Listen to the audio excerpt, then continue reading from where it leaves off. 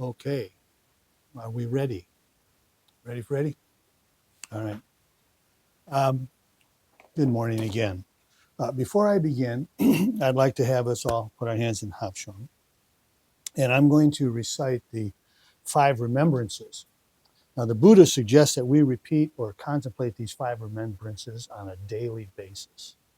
So the five remembrances are: I am of the nature to grow old. There is no way to escape growing old. I am of the nature to have ill health. There is no way to escape having ill health. I am of the nature to die. There is no way to escape death.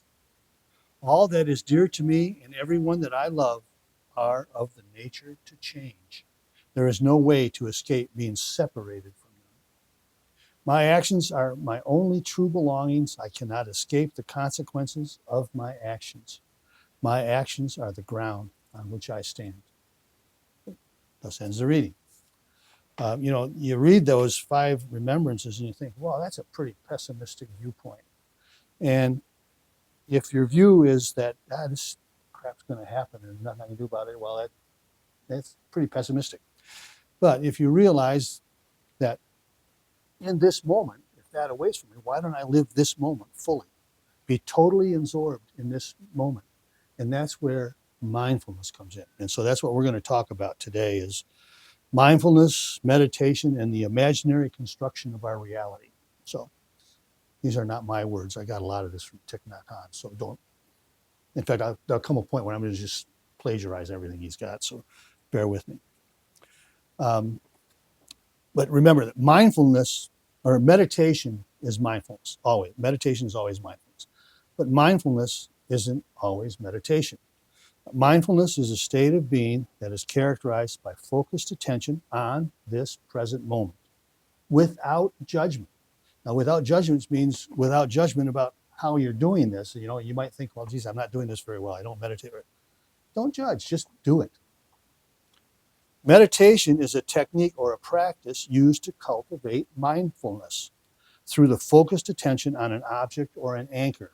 And, think of picture a breath, your breath, a candle, a scene, something that we have in the forefront of our thinking, and we concentrate all our efforts to stay with that object or anchor in our mind of consciousness, in our conscious mind. We just focus on that. We're attempting to focus our concentration.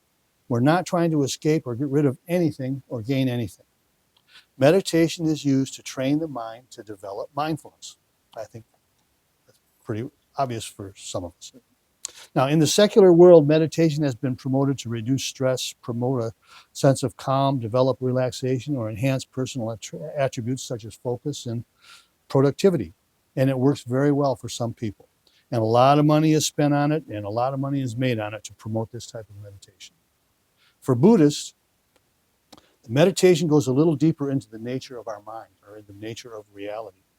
Obviously, some of the same benefits that are seen in the secular promotion of meditation also apply to the Buddhist experience.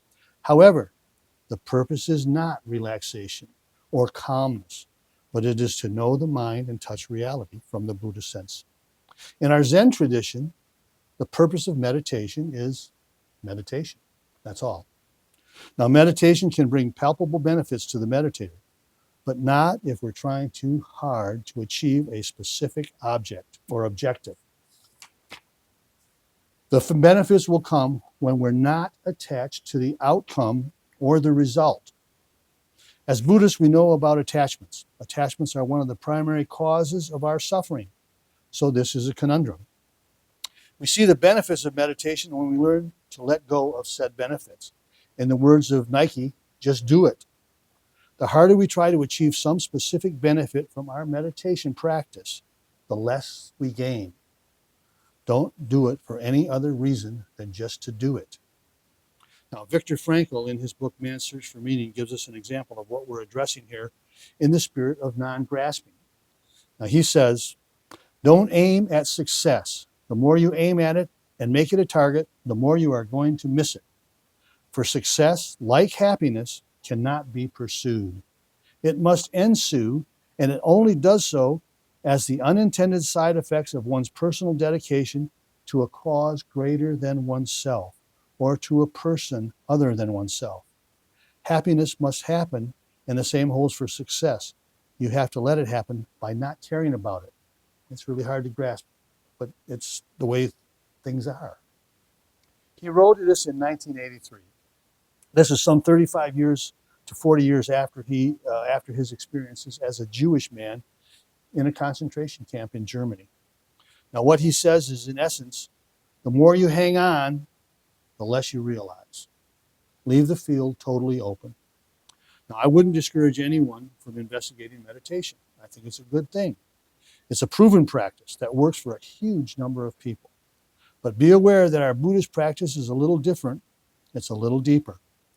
Meditation develops mindfulness, and mindfulness allows for quieting of the mind. The quieting of the mind brings with it better concentration. When the mind is quiet, we're able to break away from the habitual thinking patterns that seem to take on a life of their own and fill the mind with noise and superficiality. If you want to go deeply into understanding your mind, meditation is the vehicle and mindfulness is the road to get there. Now, meditation provides insight into mindfulness. Mindfulness is the seventh factor in the Noble Eightfold Path. Meditation is one of the seven factors of enlightenment. So we know it's important. We know the Buddhist philosophy on it. It's about living more fully, one moment at a time. Mindfulness helps us get through the good, the bad, and everything in between. And meditation is the exercise that assists in the development of mindfulness. Now, for the remainder of this talk, I'm really going to focus heavily on what Thich Nhat Hanh says. So please don't accuse me of plagiarism, although I will admit I have removed whole sentences from his stuff. So almost everything from here on is in relation to his writing. So he eloquently addresses the storehouse consciousness and the nature of phenomena. The storehouse consciousness is similar to Freud's subconscious, so we've got to use that as a reference. Now, the conscious mind is part of us. It's the part of us that processes information that comes through the five senses, while the storehouse consciousness interprets the information based on all of our past experiences. Everything you've experienced in your life is in your storehouse consciousness. Our conscious thoughts influence our behavior and our decisions, while our storehouse consciousness is the hidden filter on how we interpret the world around us. Your whole personality is a collection of ideas about yourself that are in your store consciousness. Now, three things about the store consciousness. The store consciousness is the foundation upon which consciousness operates. The conscious mind, the second thing is, in the conscious mind, in a way, is a product of the storehouse consciousness, as the experiences and the karmic imprints stored there influence our thoughts, our actions, and our behaviors. And thirdly, the storehouse consciousness is seen as the source of our habits, our tendencies, and our motivations. We may not realize it, but that's where they're coming from. You're not aware of your store consciousness, but it is the source of your personality. Everything that has ever happened to you, every experience that you've ever had is in your storehouse consciousness. The seeds of the wholesome and the unwholesome reside in your storehouse consciousness. The storehouse consciousness is your hard drive, and your consciousness is kind of your software. Now, I don't know if that's true. That's not from Thich Nhat Hanh. That's kind of something I thought of, so that may be subject to interpretation and denial. We'll see about that. Anger doesn't suddenly appear out of nowhere. It appears because the seed or the seeds of anger in our storehouse consciousness have been watered by some cause or condition, and the anger arises. If we're not mindful, the anger takes over in our mental formations and creates or causes suffering. The more we fight it, the stronger it becomes. With mindfulness, our understanding of this anger will awaken and help transform it. Remember that anger is in us much like a seed. When we get angry with something or someone, it's not the something or someone that creates or causes the anger. If we're almost entirely responsible for our anger, then why should we blame someone else for it? Yes, sometimes something is done or someone does something and our anger appears, but blaming someone else is just another way we refuse to take ownership of our anger. I explained this to my wife when she got mad at me the other day. and I informed her that her anger was in her and I wasn't responsible. I wouldn't recommend that you do that. I will never do it again. But it creates a quiet in the house that's good for meditation, I'll tell you that. Now, the mindfulness practice is not to rid ourselves of our afflictions. The more we try to suppress them, the more they'll grow. We have to accept them and touch them. And we touch them with the light of mindfulness. The secret of practicing meditation is the ability to shine the light of mindfulness on the field of our mind consciousness, so that when mental formations such as anger appear in this field, they're met with the energy of mindfulness. When anger arises and we don't try to repress it, instead we invite mindfulness to touch it. Without mindfulness, we don't even recognize that anger is arising. It just shows up. It takes over and we react. We don't respond, we react. Our seeds of suffering are a field of energy, and mindfulness is also a field of energy. When the two fields meet, the one that has received the most attention will impact the mental formations that are arising. In Understanding the Mind, Thich Nhat Hanh addresses and talks about the nature of all phenomena. Excuse me. All phenomena have one or more of these three natures. Now, the first nature is the nature of imaginary construction and discrimination. This is called parakalpita. The second is the nature of interdependence, which is paratantra. And the third one is the fulfilled nature, the realm of suchness. We're going to address a little bit number 1 and 2. Number 3 is way beyond the scope of the talk, so we'll let that go for maybe another time. Most often we see or we live in the nature of imaginary construction. We take this imaginary construction, which is created by our minds, to be our reality.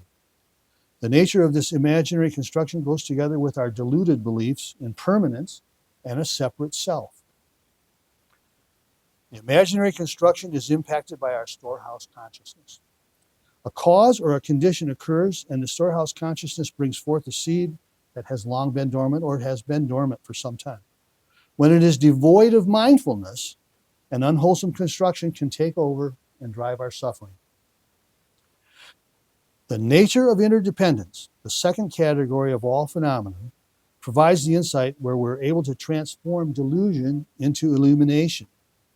Everything in the universe has this interdependent self-nature. Meditation on the nature of interdependence can transform delusion into illumination, like we've said. When we're looking deeply and using mindfulness to shed light on the interdependent nature of things, we can get rid of our tendency to perceive things as permanent and having a separate self.